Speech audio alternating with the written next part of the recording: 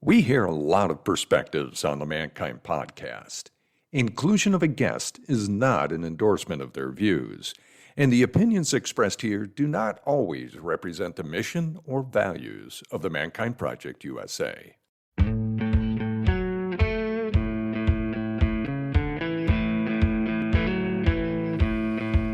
Looks like the rain has gone. Oh, that's nasty. G'day and welcome to the Mankind Podcast, the show where we break the molds of modern manhood to prove that there's more than one way to be a man. Before we get stuck into it, we're laughing because my daughter, my 6-week-old daughter, committed what could only be known as a sin last night in her pants. Listen to this. Hole in the side of my head. I'm just trying to watch Downton Abbey, and she's like, "I got your number dialed. Hello."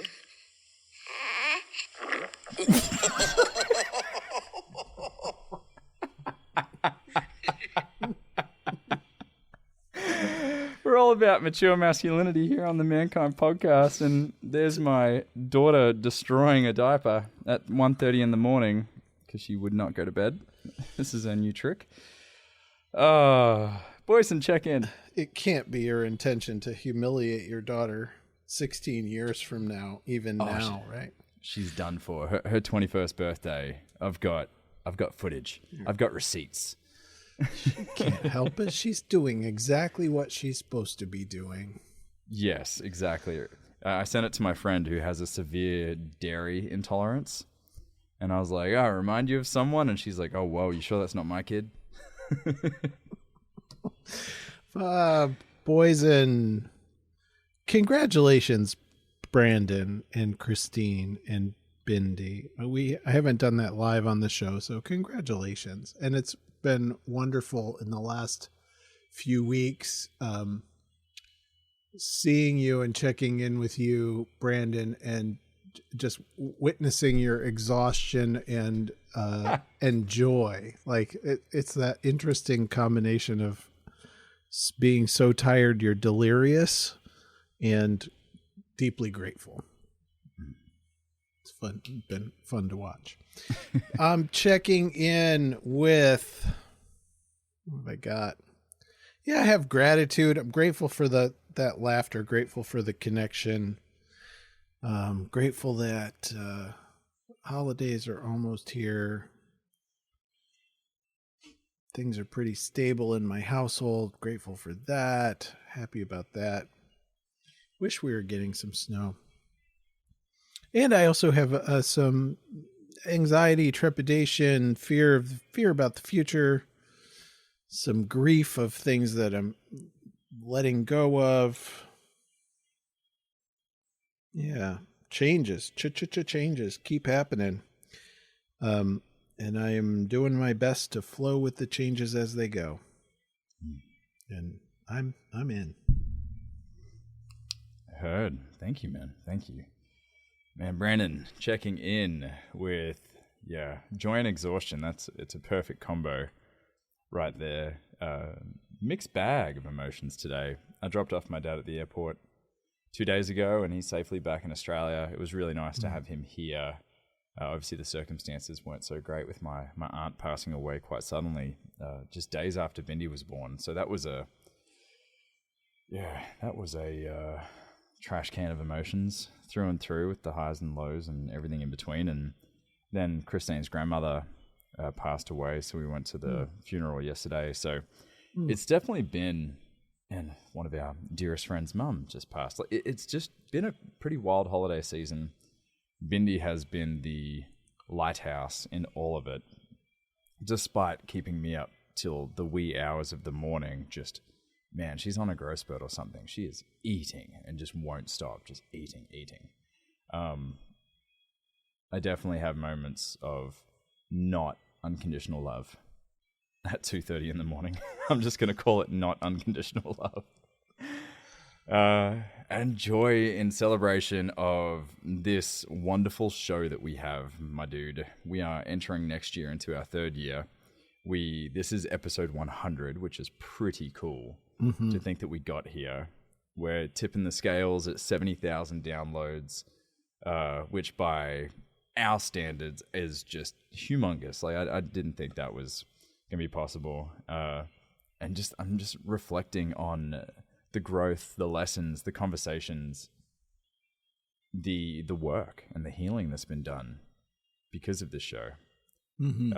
The deepening of friendship with you, whom I've known for 8 years now, and still never met you in person, which is kind of crazy. That is crazy.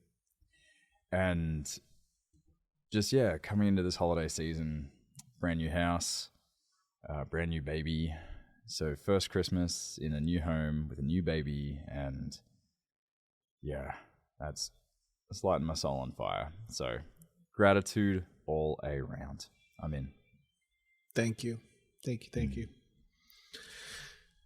So what have we done? I've got there's TikTok videos out there about podcast memes made about podcasts where the podcasters are talking back and forth and they're actually not saying anything at all, but then they're reflecting on how brilliant they're not saying anything at all is. I just have that in my head right now. Wow. We're off on this. No, man, you should just go with that. You should just follow that path, really. Speak for yourself. Speak for yourself, Boyson. I spit nothing but biblical. What have we done? What have we learned? Where are we going? What's happening with this thing? Man, well, look where we've come from. So the first iteration of the show was Mass Off Monday. That was kind of like the beginning, the practice. And a lot of people don't know, that was 60 episodes. Every Monday, Facebook Live. We racked up like 2 million views. They're out there. They're on Facebook. / The Mankind Project on our main Facebook page. They're still there. There's some fantastic conversations in those conversations. Really good conversations. It's a little cringy sometimes going back and listening to my interviews, but that's just natural evolution. I yell less.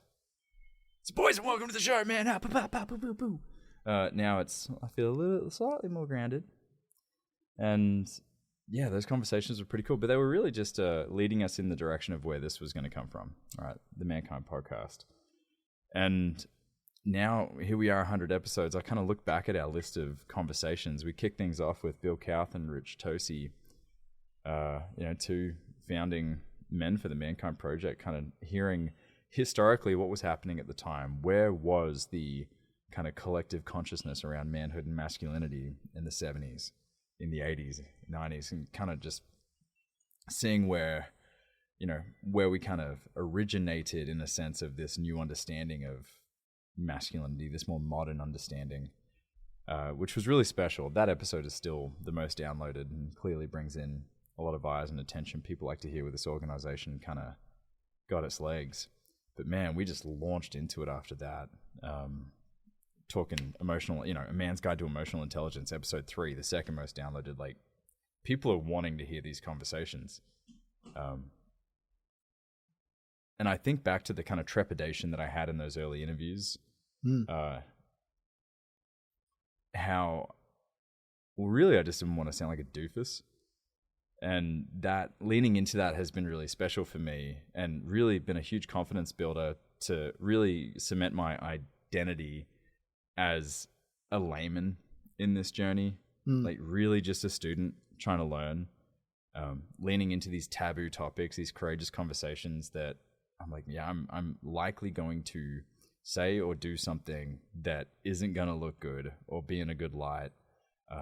Layman Wah coming on to talk about identifying one's own racial biases and thinking, how can I have this conversation without implicating myself in the conversation, and that didn't happen. It was very much so Brandon, tell me how you're racist. Whoa, that was scary and equally one of the most rewarding, powerful things I've ever done. So dude, it's been a journey, man. It's been a journey. What have been some of let me ask you, what's the growth been like for you? What's the growth been like for me?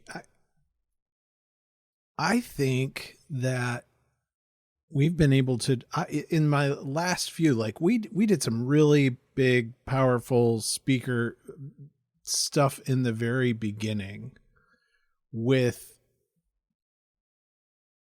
really laying out some of the men's work stuff, right? Really laying out, talking with, I got to go back to the beginning episodes here, talking with like Daniel Ellenberg, who was the president of the APA's Division 51 for the study of men and masculinities, talking with came out swinging.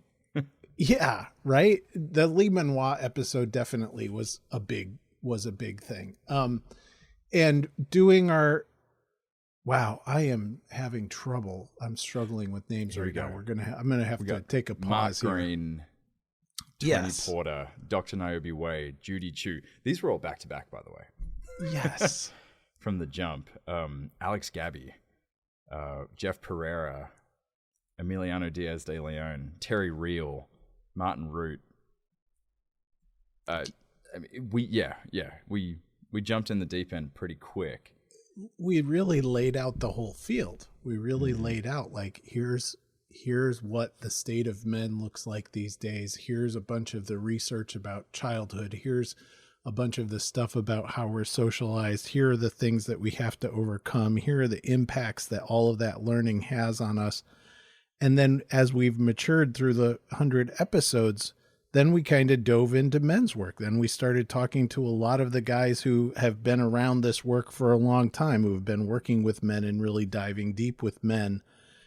A lot of Dene Maria Sebastiana, right? And getting Dr. David Gruder and getting into Ian McKenzie, who's another brilliant guy who's been doing work with Frederick Marx on rites of passage. And then we did the whole series. You did the whole series with Douglas Gillette, the co-author of the King, Warrior, Lover, Magician book. So in 100 episodes, we've covered a pretty big piece of the map. And what I notice is both of us getting interested in how can we go even further afield on that map? How can we bring in even more perspectives? How can we bring in even more kind of insight? And how can we bring it home? The last 2 interviews that I've done have been with guys who are authors and writing their books, and much more intimate, much more just one-on-one, not big, not showy, not grandstand. Explorations of a day in the life. What does it mean? That's what's been really cool for me. Was from the beginning I felt this self-prescribed pressure to get the big names on the show. It doesn't hurt having Tony Porter on episode 7. It doesn't hurt. There's a bit of my ego coming out. But some of my most profound interviews came from people that I had never heard of. In fact, no one listening to the podcast probably had ever heard of either. And just really diving into that lived experience, that human experience. Remove the PhD at the end of the name, right? Remove the doctor at the beginning of the name. Remove the established titles, on Amazon. Like, remove that. Getting to the work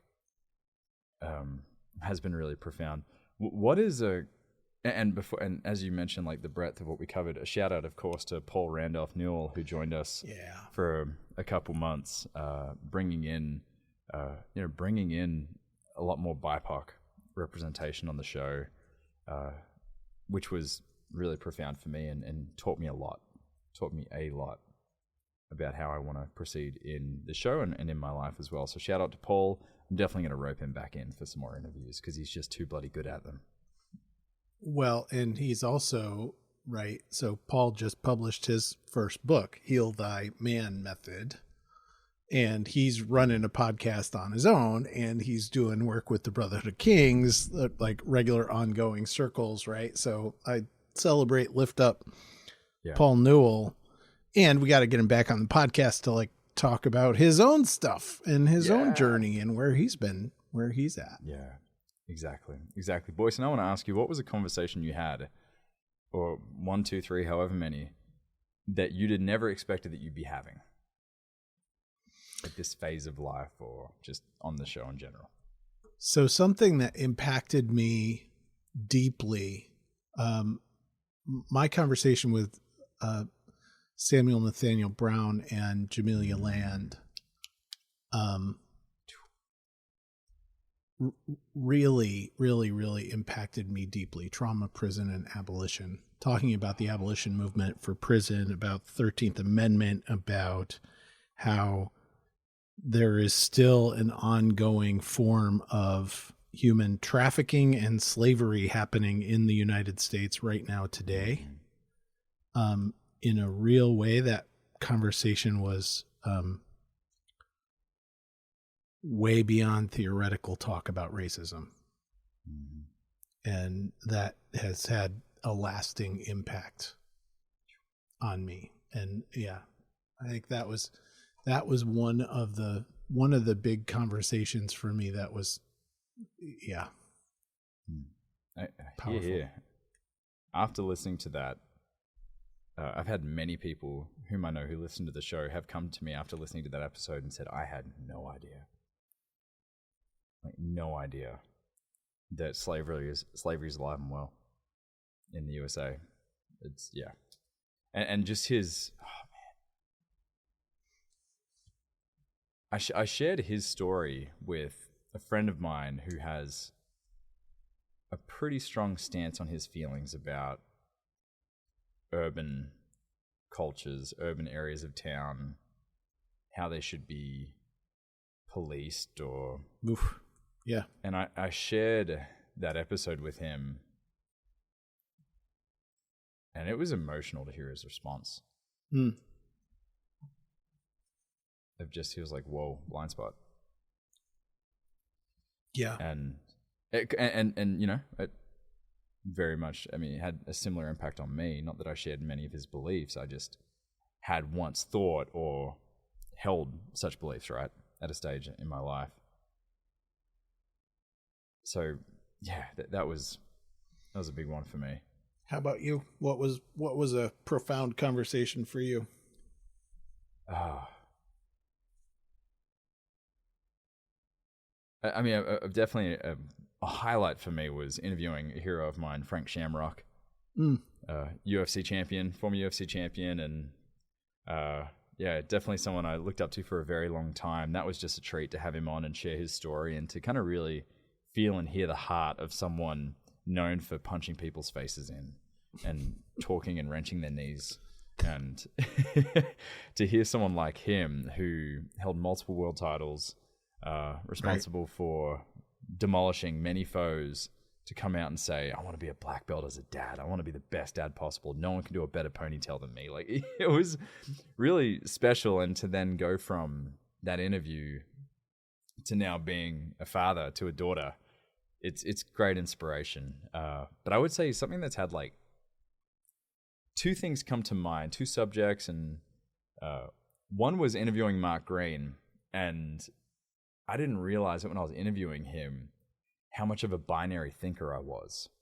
Nice. Good, bad, left, right, up, down, hot, cold, right, wrong. And he helped me identify, without much finesse, I really needed it to be laid out that way, that, you know, Brandon, you're setting up a binary when you're asking me these questions. You're giving me only two answers here. And that was really insightful for how much I do that. Of that, oh, there's only the side where everyone agrees with me without any nuance, and then the side where everyone doesn't agree with me and they inherently aren't good. That was a big aha. And that gave me insights into how we are so divided as a nation right now here in the US. And another one is, man, the sex stuff. Yeah, you've gone in on some of those conversations.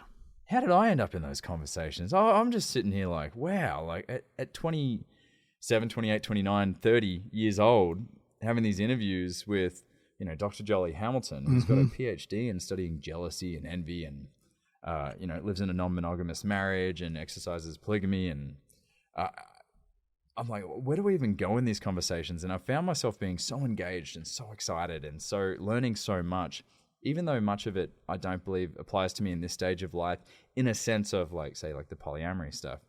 but the intimate, lessons around intimacy have been really powerful. Melissa Haidt, that was to talk with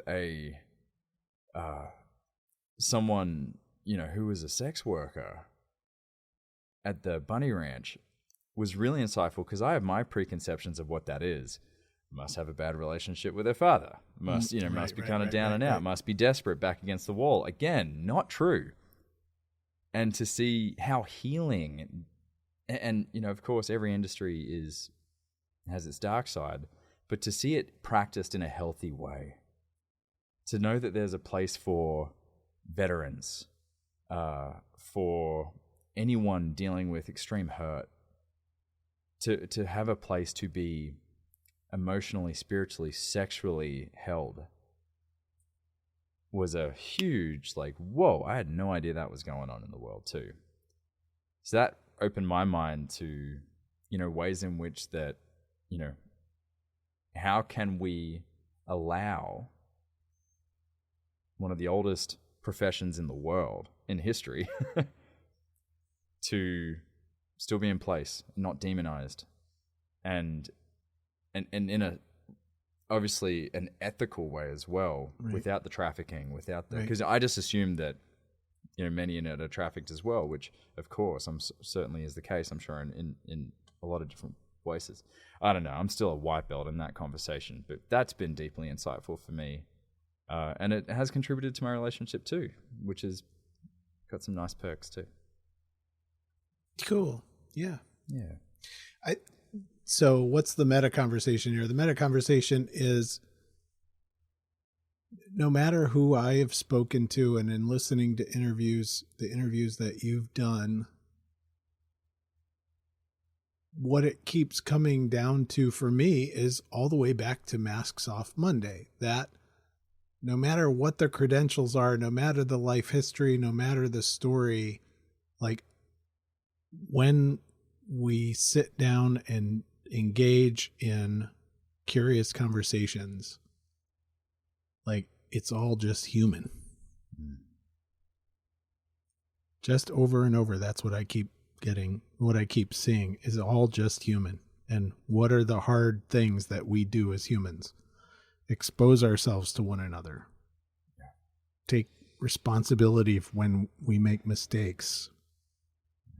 Own our emotions. Do the extraordinarily difficult work of not knowing.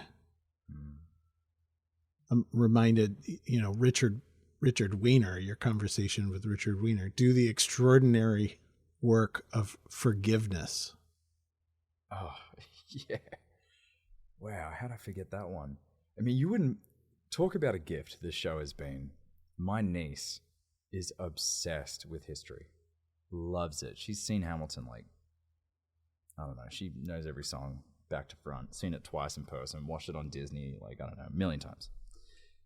And she and her dad went to the Holocaust Museum in DC, and it moved her so much that I was in a conversation with her, and she just kept talking about, how can humans do this? How can they get there? And I just interviewed Richard, and I said, well, how would you like to... So I'll have to check with him, but how would you like to have a conversation with someone who actually witnessed it and survived it? And her face just lit up. And I asked Richard if it was possible, and he was like, I would love to speak to her. And they had a blast. I mean, he's like, man, she's 12. I thought she was 20. And she got so much from hearing someone alive that experienced and witnessed such a thing. She couldn't believe that he had actually, his own eyes, had looked at Hitler when Hitler came through his town. That just like me, head explosion. This is someone who has witnessed something so horrific, experienced something so tragic, but is here to give a gift, to tell a story, to invite us into a narrative of forgiveness. I mean, come on. Where else can you do this stuff? If you're enjoying the Mankind podcast, how about checking out an online men's group? Imagine a brotherhood where men really listen and support each other to be the best of who they are. It's free, confidential, and facilitated. Groups are available multiple times every week. Find out more in the show notes.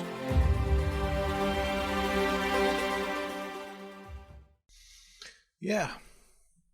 So we've hit 100 and we've kind of gone from big names, and you and I have developed a list of big names that we're going to go after in the next 50 episodes, which I think is amazing and great. And it's going to be my intention to bring that same intimacy and humanity and reality to the conversations that we have with anybody. No, like, pull back the projections, pull back the, like, different than any other human being story that I have, and see folks for who they are. And then thinking about, your conversation with Richard Weiner, my conversation with Jed Diamond, and a number of other folks.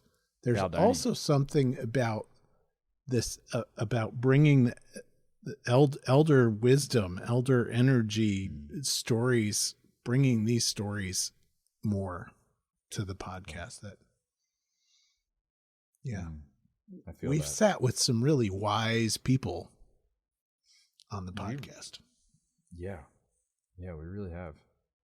Many of which haven't been kissed by the silver mist of time. Kissed by, yes, that's true. Yeah. But I hear, Jordan Bowman. Yeah, there's Jordan Bowman. I mean, perfect example. You were saying before about getting to that human element, and when we had, for those listening, Boyson put in some really phenomenal legwork to get Justin Baldoni on the show for episode 50. That was huge. This is someone making massive moves in this space that's doing wonderful things, inviting millions of people into the conversation, far greater reach than I think we ever could have. But something, I could not get into that interview without removing a projection first that I had on the dude. Mm-hmm. It's like, you handsome bastard. You have everything going for you. You have this phenomenal platform. I feel like I've been in this work longer than you. Judgment, projection, blah, blah, blah. And look at you just soaring, and it was so petty, but so true and so real and alive in me that it was creating gaps between me and this guy. And I got to share that in the show. Mm-hmm. And the way he received it was so beautiful. It was like, thank you. Now I can trust you. Now we can have this conversation. For going there. And then hearing listeners come to me and go, these have been barriers as well that have stopped me from getting into men's work. Because I meet these other men that look, behave, feel, talk, sound, whatever. Tick these amazing boxes, reflect something that I haven't done, don't have. And so I can create these barriers and boundaries between me and that person, in turn cutting me off from the potential work that can be done.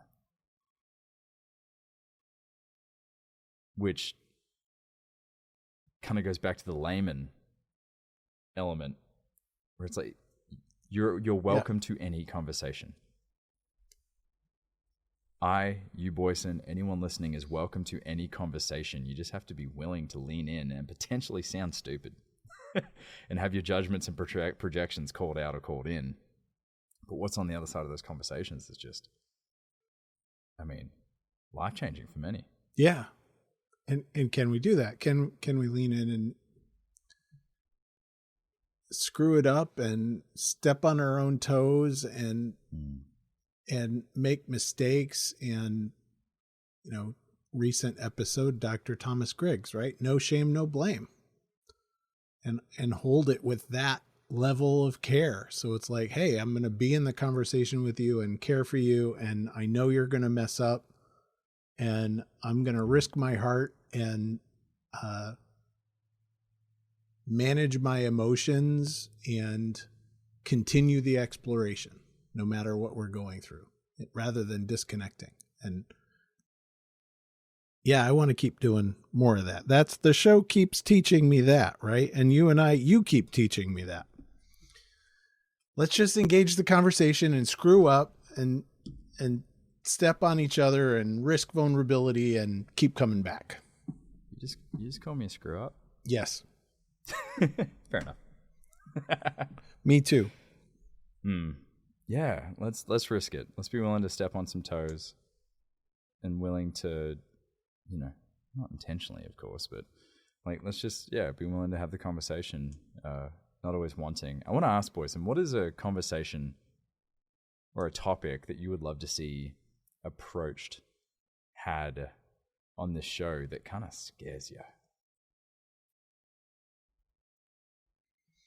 That scares me. Something that I'm seeing right now out in the media world. There have been a whole bunch of articles just in the last few weeks and some inquiries coming into MKP around stuff that's super societal cultural. There are more men dropping out of the workforce right now than since the 1940s. Yep.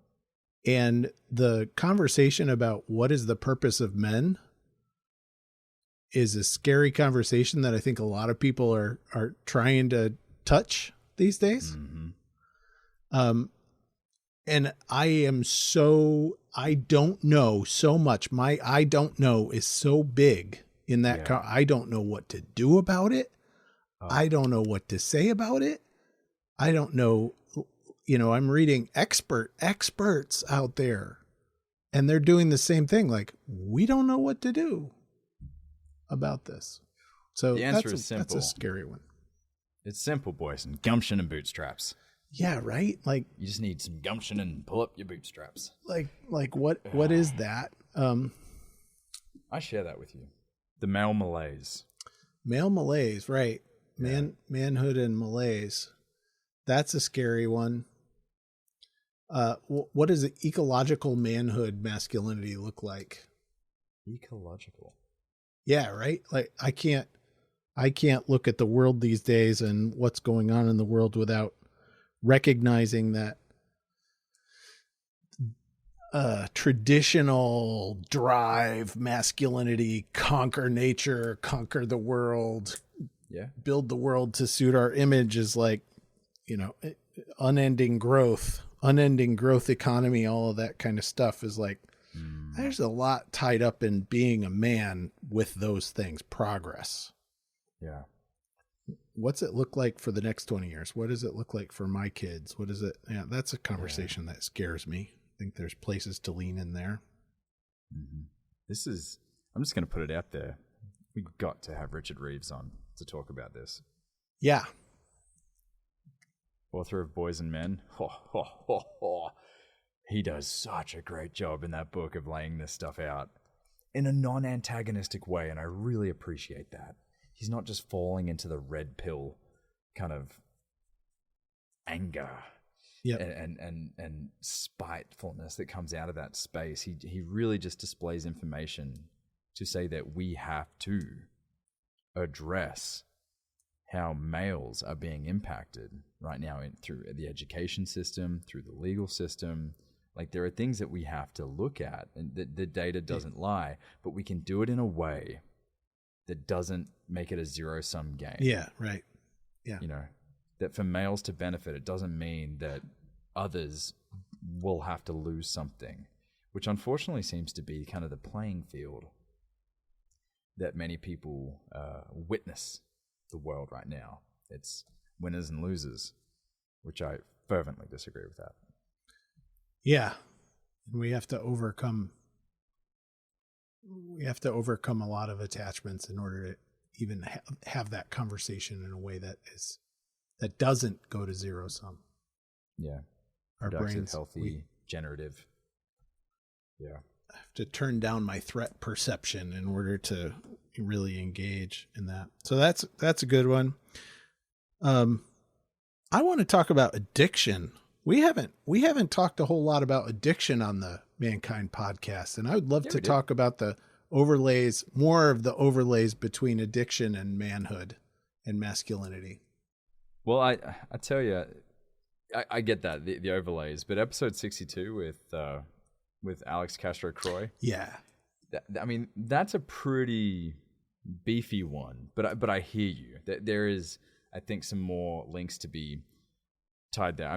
Dr. Gabor Mate. Gabor Mate is exactly where it's going. He argues against it purely being a chemical, even the framing of it, right? physiological Right. thing, addiction. Like, some people have the gene, some people don't. He argues against that in many ways and goes, no, it's trauma. We're looking at trauma here. So I'd love, we could have like Emiliano Diaz de Leon, Back. Alex Yep. Castro Croy, Yep. and then like your Gabor Mate in the room. That would be a pretty powerful conversation. Because addiction is huge. I think we could go back to also talking about the impact of sexual violence on boys and men. Yes. That's something we touched early. We did a 2-part episode on it, and it was heavy. It was deep. I had to take a break from the show after even recording it because of just how heavy it was. And I think part of me was like, okay, we done it. Move on. It was helping me unpack ways in which I was, I wasn't aware as a kid at a boarding school that I was being groomed by one of the dorm masters. I didn't even realize it was happening. Now, trauma is the meaning I make of it, right? And I'm in a pretty clean place. What it made me aware of, though, is how often this could be happening without someone even being aware. Without even being aware.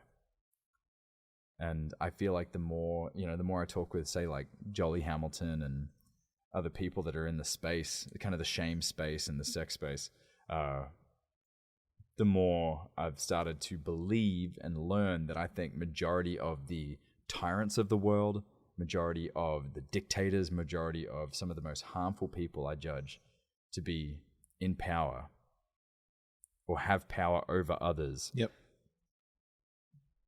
Who caught Generational them? trauma. Yep. Who caught them jacking off to the wrong magazine? Who hurt them physically, sexually, emotionally? Mm-hmm. Like, these are things I think that when people can bring awareness to what's happened to them, but then kind of rewrite the story. I don't know if I want to say rewrite the story, but just do the work, right? Do the healing necessary around it. Then we'll likely have less hurting people. Yeah. Cool. So 100 episodes. We're going to keep going. We've named some names. I'm just going to throw out there that we're going to keep having hard conversations. I'm going to set an intention for myself that I'm going to reach out and have more vulnerable, risky conversations with more Black men and women, with more Hispanic and Latino folks, let's go talk to some folks from the trans community. Let's go talk to more people from the indigenous communities. Let's bring in more voices into these risky conversations and vulnerable conversations. I'm down for that. Yeah.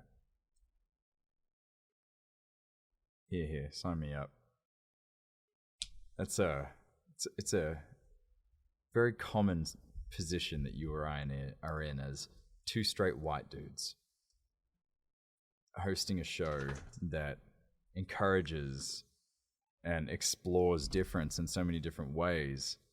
And there's I can't help it, like, when I talk about the show with people, I mean, there was that sense of progress and pride when we had Paul come on, in a sense of like, oh my gosh, look at where we can go from here, which I was totally misinformed, I believe, in my feelings and my thoughts around that, which is we can go those places through the willingness, right? And through doing the work.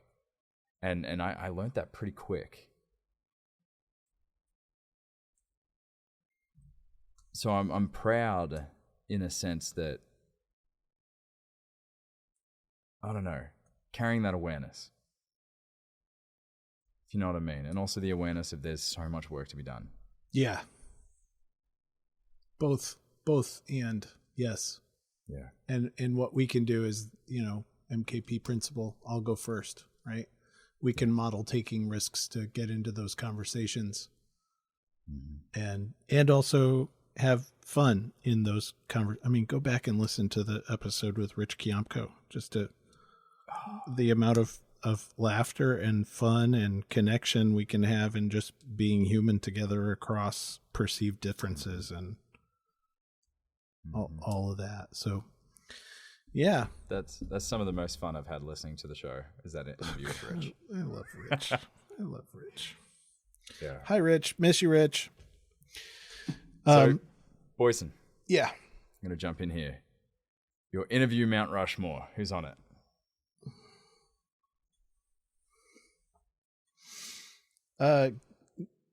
Gabor Mate is up there.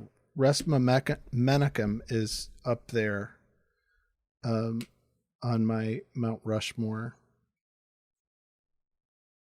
Yeah. Those are some folks that I would really like to get on the show. Barack Obama, come hang out, have a seat. Let's just talk for a while. I think it'd be incredibly cool to have a conversation with Barack Obama about My Brother's Keeper and the work that he did while he was president and the work he's done since. I think that would be awesome. Come on down. Well said. Well said. How about you? I'd say Aubrey Marcus has been there for a long time, from the jump, actually. Someone whom I haven't met, but who has been a guide and mentor for me for many years. Helped get me into the medicinal side of plants. I would say Jordan Harbinger is a big one as well. Been a big fan. Been fortunate to stay in contact with him and his wife, and talk parenthood and all that fun stuff. And he's someone I'd love to have on. Man, Richard Reeves is definitely up there as well. I just love his communication style and how he presents really challenging and scary facts about the state of man and manhood and masculinity in the world today, as it is here in 2022 moving into 2023. I feel like that could be a very generative and powerful conversation that calls a lot of men to action, and women and non-binary folk to action, to go, you know what? I think there's enough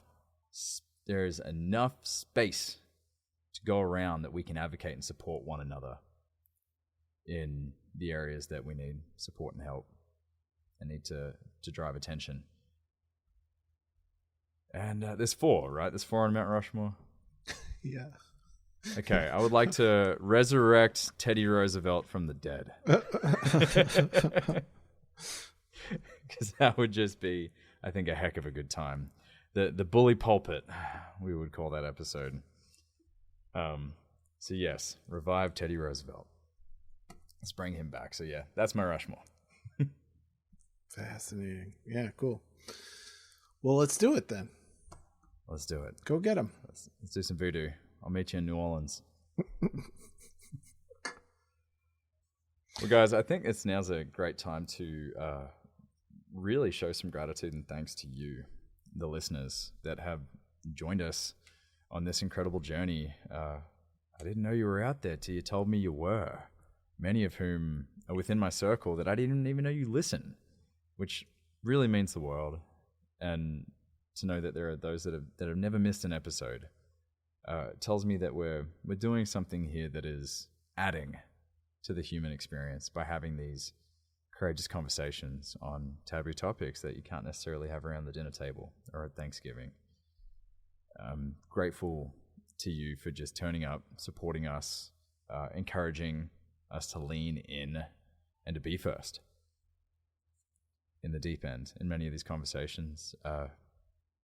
Grateful to you, Boyson, for pushing me, or pulling me, I would say. It's not a push, but a pull. I love hearing you interview. I've made it known to you and others that my wife loves your voice. You have a lovely voice. And your interview style, it encourages me to be better at interviewing, and it pushes me to grow, to keep doing my research, to keep challenging myself to lean on and lean in to some of these topics that some of them I'm just like, let me tackle that when I'm 45 and I want to buy a Harley Davidson. No, I get to lean in early through these conversations. So, yeah, very full. Thank you. Yes, and yeah, similar. Deep gratitude for all the guys who send emails and reach out, and I'll end up in spaces and guys say, "Oh my God, I listened to the podcast. I love the episode about da da da. I love the episode. I loved what Brandon did with so and so." Brandon, thank you for bringing your willingness, positivity, and verve. Your attack for life to every episode of the podcast. I enjoy that. And, also to listeners, so email us, reach out, ping us, hit us on social. Let us know if there's somebody that you would like to hear on the podcast. And we'll track them down and see what we can do. Yeah, no, this is an invitation. So many people say, "Oh, send us your emails and comments. I read all of them." Like, we don't get many, so you can guarantee it'll be read. So send us an email. Give us your thoughts. Give us your opinions. Give us your, who you want on the show. Maybe you have someone in your circle that's been inspiring for you. Or you have your own Mount Rushmore of people you'd love to hear. What questions would you ask them? Like, this really is a listener kind of driven initiative here. We have our selfish Mount Rushmores, of course, but who are yours? Who do you want to hear? And that feedback is absolutely priceless. The obligatory 5-star rating on iTunes is also very helpful, and on Spotify. We're very grateful for that. That helps position the show out there better in the zeitgeist. It gets us, in front of more people on wherever they listen to podcasts. So very grateful for your feedback. We do take on all of it. We really do. So that is my last little call to action there. Thanks for being with us. Keep listening. We will see you in the second century of the Mankind Podcast, the show where we break the molds of modern manhood to prove there is more than one way to be a man. Do you think that tagline still works, Boyson, or are we going to I think it does. do a rebrand? I think we're doing a pretty fine job of it, as I say. Yeah, we're kicking ass. That's how I say it. Lots of love. See you in the new year. Bye all. This has been another episode of the Mankind Podcast, produced in association with the Mankind Project USA.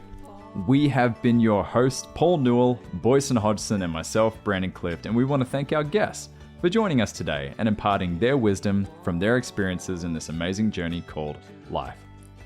If you want to find out more about today's guests and support them in their mission, you can find links to them in the show notes. Now, if you have found gold and insights that you believe could benefit your loved ones and those you care about, be sure to share it with them.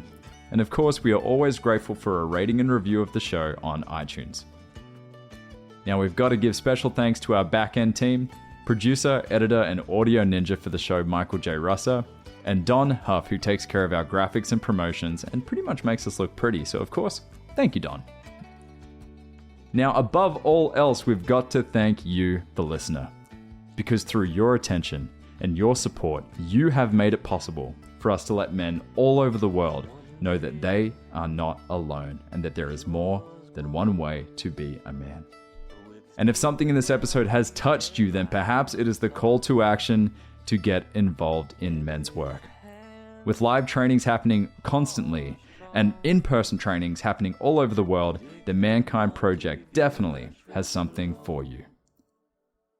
Now, if you've enjoyed the music in this episode and all of our episodes, be sure to check out Jim Donovan and the Sun King Warriors. I have links to them in the show notes. And lastly, just know, what it means to me to be a man is completely different than what it means for you. What it means for Paul, what it means for Boyson, that is the beauty of this journey. So if you are looking for guidance, support, and community as you begin to unpack and dive deeper into your men's work journey, then you know where to find us. Same place, same time, next week. Lots of love. We'll see you then.